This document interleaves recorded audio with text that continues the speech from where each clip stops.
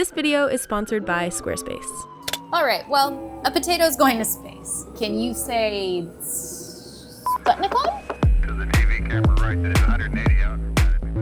Today, the company has entered into a Space Act agreement with the National Aeronautics Space Administration, otherwise known as NASA, to support their Artemis campaign and the handheld universal lunar camera development. In English, Nikon's going to space, and they're giving their Z9 to NASA, and they're gonna mod it out so that astronauts can use it on the moon. Not only is it going to space, but fun fact, this will be the first moon landing since 1969, and this will be the first mission that will actually carry a woman to walk on the moon. So maybe this moon landing will be real.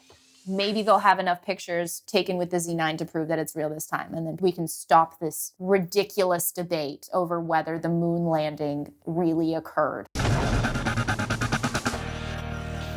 Anyways, my question and why I'm here today is because when I found out this little nugget of information, I was like, why Nikon? That's odd. That is an interesting choice. And so I did a little research, and I wanted to find out, why did they choose Nikon? So here's what I did find.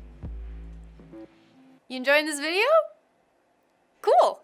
Couple things I'm gonna ask you to do then. 1, maybe subscribe to my channel. 2, listen to me talk about Squarespace for a minute. Thanks. I used Squarespace to make my website.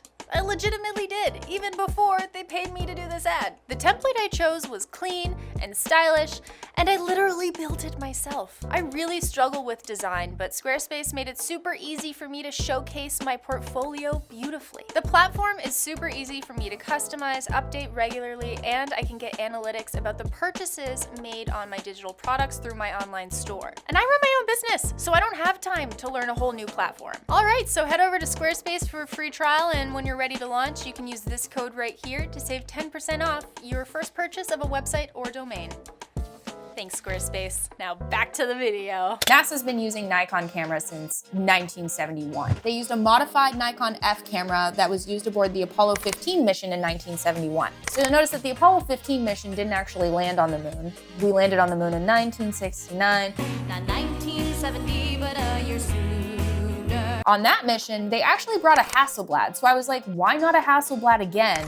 All of the answers I found on the internet were kind of vague. Like, I couldn't really find out why they no longer wanted to use Hasselblad and then switch to Nikon. But if you're familiar with any of the photos or like knew that they brought Hasselblads to the moon, you may know that they took this very famous photo called Earthrise, and it was taken with a Hasselblad, and it's a really famous photo. And also, fun fact, they picked up so many moon rocks when they landed on the moon that time that the spaceship was actually too heavy, and they had to leave the cameras on the moon. They took the film, obviously, because we have the pictures. But there are 2 Hasselblad cameras just chilling on the moon's surface right now because the spaceship was literally too heavy with moon rocks to carry them home. So that's kind of funny. Nikon has been known for a very long time to be a very durable camera. And especially at that time in the 70s, they were truly a leader in photography because they were well made, they were durable, they were high quality, and Canon really didn't start to compete until they improved on their autofocus system, which Nikon was having trouble with. And that didn't come till a little later. So I feel like NASA's probably still using Nikon now because they modded out that F series camera back in 1971, and they just have a history of building these handheld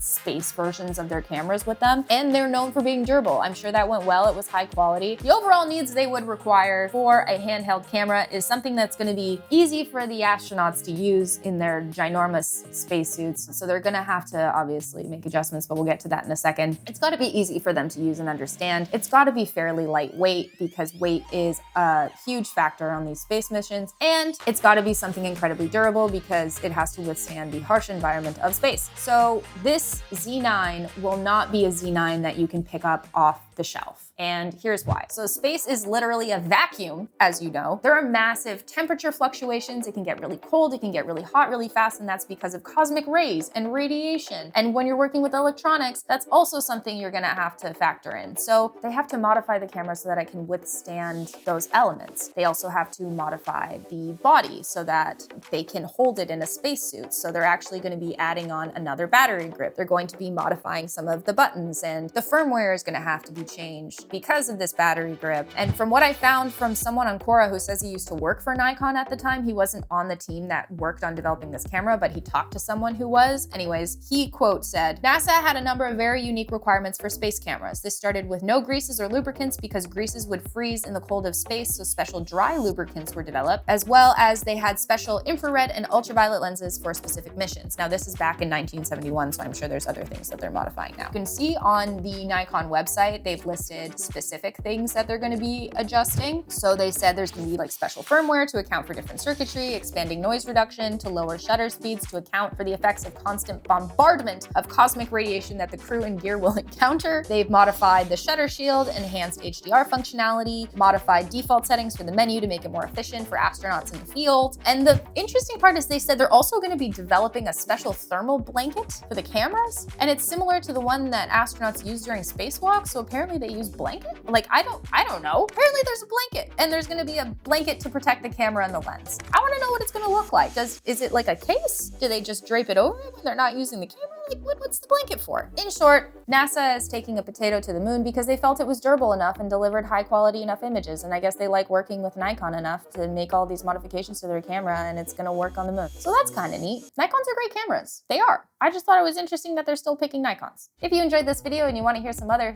funny news facts about not necessarily space, but anything about cameras in general, please let me know if you enjoyed this video in the comments. And now you know something new about Nikon cameras and the Artemis 3 mission. They're also using some SpaceX tech obviously on the spaceship to be able to land and take off on the moon, so that's kind of cool. Anywho, thank you guys so much for watching this video. If you like this studio, it's in Anaheim, and I'll have it linked in the description box below. I did purchase it on Peirce, but fun fact, the owners of it actually watch this channel, so thank you guys so much. And if you like this video, please give it a like down below, subscribe if you're not already, and hit the notification bell to get notified for all future videos. And I still have 8 minutes to film a really quick reel before I get out of here, because I'm literally getting kicked out of the studio right now. Okay, bye.